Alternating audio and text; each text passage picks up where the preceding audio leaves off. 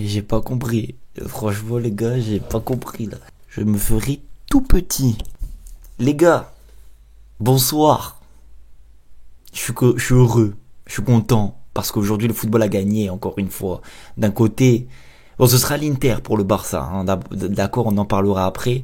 Le Real Madrid s'est fait éliminer 5-1 sur le cumul des deux matchs face à Arsenal.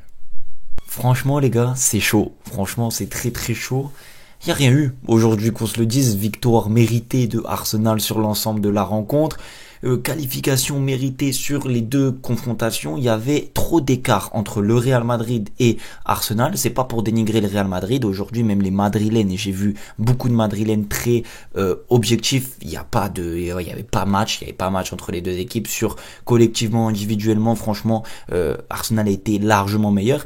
Et moi, je me pose des questions. Moi, aujourd'hui, franchement, je me pose des questions. Si je suis madrilène, c'est quoi ce niveau de jeu proposé? C'est catastrophique. C'est vraiment catastrophique. Désolé du terme, mais c'est horrible à voir jouer. Dès que le Arsenal touchait le ballon, il y avait des espaces incroyables pour Arsenal. Le Real Madrid, il court pas. Et je pense que c'est un gros problème. Vinicius, Mbappé et Rodrigo, et même Bellingham qui essaye, mais ça court pas. Ça court pas. Donc en fait, tu défends à 8, à 7-8. Donc c'est très compliqué face à une équipe anglaise qui met beaucoup de rythme, beaucoup de pression, qui se déplace ensemble, qui collectivement est très forte.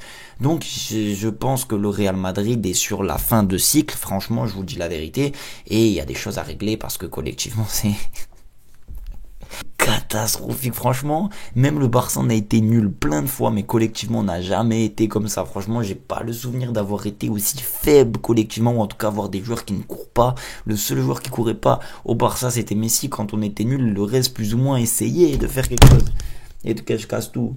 Non, franchement, c'est chaud. Arsenal mérite sa qualification, mais aujourd'hui, c'est rien passé dans cette rencontre parce que tout le monde parlait de l'engouement. Le Real Madrid va faire une remontada. Il fallait peut-être se réveiller du rêve ou alors se rendormir. Je sais pas, à vous de voir, mais sincèrement, vous pouvez fermer le toit du Bernabéu, vous pouvez ramener toute la ville de Madrid. Il y avait trop d'écart.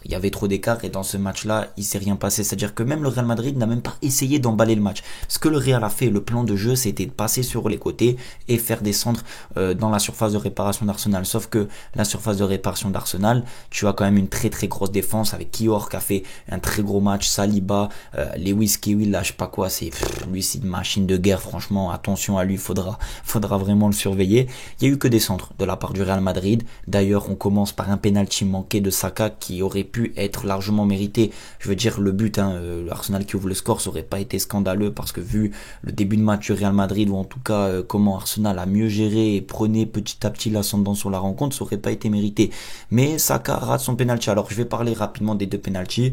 Premier penalty pour moi sur Saka, franchement, il y a penalty. Pourquoi? Parce que l'intensité, la course dans laquelle est, je crois que c'est Merino vers la cage. Alors peut-être que c'est pas dans la bonne zone, peut-être que, mais l'intensité est de Asensio. Franchement, ça n'a rien à voir avec le penalty non sifflé de Kylian Mbappé. Donc pour moi, c'est faute à 100%. Après, c'est à interprétation au niveau de la VAR de l'arbitre. Ça, c'est lui qui voit, mais moi personnellement, je l'aurais sifflé.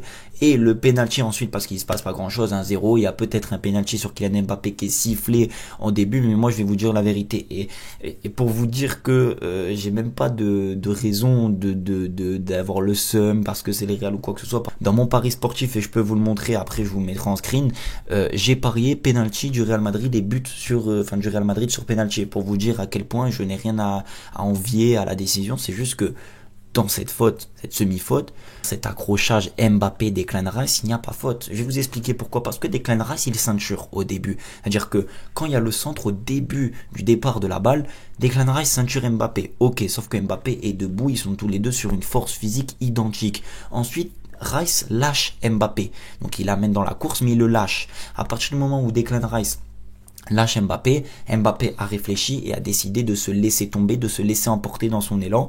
Donc, à interprétation, encore une fois, ça peut se siffler. Je peux comprendre les gens qui sifflent le penalty. Maintenant, moi je vous le dis sincèrement, je le siffle pas parce que je suis arbitre, je vois Mbappé se jeter comme ça, à l'image de Suarez contre le PSG.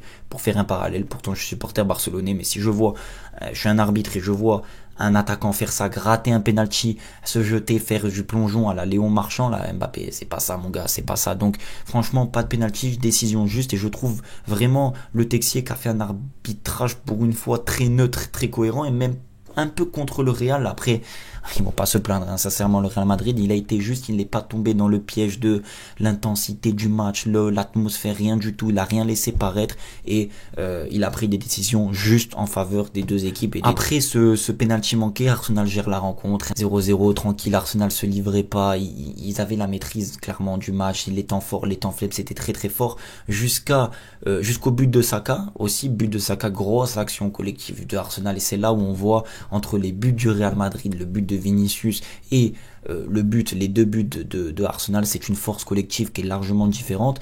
Et Saka qui se projette rapidement, passe de Odegaard, il me semble, ou je sais plus qui, petit piqué à Thibaut Courtois, ça fait but, et Courtois qui évitait un peu l'immanquable, et voilà, ils se font punir 1-0 pour le Real, et là pour Arsenal, pardon, et le Real Madrid marque juste derrière à cause de Saliba qui fait une erreur bizarre sur Vinicius qui presse, et Vinicius en glissant qui marque. C'est pour vous dire le contraste entre le but du Real Madrid et le but de Arsenal, c'est pour vous dire à quel point c'était dur pour le Real de faire une remontada, c'était quasiment impossible. Et je me suis dit attention, parce qu'il restait 22 minutes, est-ce que le Real va vite remarquer derrière? Et finalement non, en fait après ce but là, sincèrement, il s'est rien passé pour le Real Madrid. En plus Mbappé est sorti blessé, donc t'enlèves encore un joueur capable de faire la différence, donc finito, le Real Madrid 0 QI, Arsenal qui ferme la boutique, et c'est fini sur un contre à la fin. Projection d'ailleurs, l'appel de Martinelli, s'il vous plaît, j'aimerais bien vous mettre une photo, mais je sais pas si je vais pouvoir. Il part de 65 mètres, il fait un appel en profondeur, on le lance et boum, but. Il finit Courtois, 92e, hop, le Real Madrid perd Arsenal, et perd en plus de ça à domicile. C'est magique, c'est magnifique, on est très content, et c'est mérité, voilà, c'est mérité. Bref, voilà pour la petite vidéo et le petit débrief. En tout cas, nous, en tant que Barcelonais, bien sûr qu'on est content de voir le rival se faire sortir, tout comme quand nous, on sortait, le Real Madrid était content. C'est de bonne guerre, bien évidemment, reste avec beaucoup de respect et humilité, mais j'espère que les Madrilènes apprendront de l'humilité, parce que si c'est pour faire ça, valait mieux laisser l'Atlético Madrid qui méritait peut-être plus de passer, parce que les Madrilènes ils disaient oui on va passer, Arsenal ils sont nuls, on va les ouvrir en deux, finalement hop 5-1 sur le cumul des deux matchs, merci au revoir, de côté. Bref, demain on parlera de l'Inter, je vais regarder en fait le match Bayern-Inter demain pour voir un peu plus sur l'Inter, vous parler de l'Inter Milan, futur adversaire en demi-finale de la Ligue des Champions. D'ailleurs je vais essayer d'aller à Milan parce que j'habite pas très loin de Milan, et puis on verra bien. Bref, prenez soin de vous et de votre famille, je vous dis à la prochaine, ciao.